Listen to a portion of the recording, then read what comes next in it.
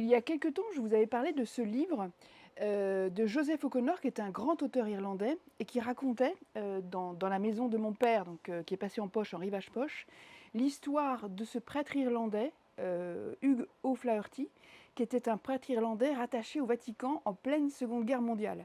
Et donc nous étions dans un Rome oppressé par les nazis, à la poursuite de ce prêtre et de son groupe de résistants qui tenait une chorale pendant laquelle, alors on n'était pas loin de Noël, et pendant laquelle il répétait et en même temps se transmettait des messages. Voilà, et c'était un thriller extraordinaire. Et contre toute attente, une suite arrive, aussi palpitante, Les Fantômes de Rome, donc toujours chez Rivage, où on est toujours à Rome, mais là en plein carême. Ça commence même par la messe des cendres, le mercredi des cendres.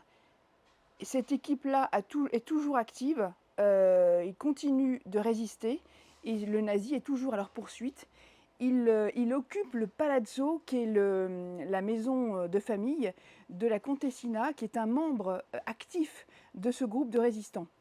Et donc entre les deux se joue une sorte de joute, de jeu du chat et de la souris, le chef nazi étant obsédé par cette femme qui se joue de lui, tout en étant dans sa maison. Donc il va y avoir des scènes assez hallucinantes. Évidemment, on va retrouver ce prêtre extraordinaire, pas tout de suite, parce que la Contessina prend une place importante dans cette histoire.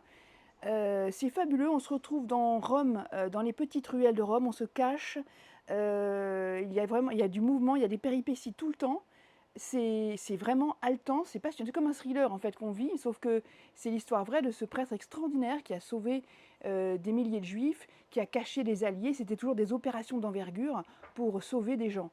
Dans celui-ci en particulier, la Contessina va sauver un homme blessé, un allié, dont on ne sait pas vraiment qui il est, et donc elle fait prendre des risques à toute l'organisation, à cet homme aussi, mais elle essaie de le sauver, et sauver la vie d'un homme, eh bien voilà, quel est le prix pour sauver la vie d'un homme? C'est très beau, c'est passionnant, c'est haletant, vous commencez, vous ne pouvez pas vous arrêter.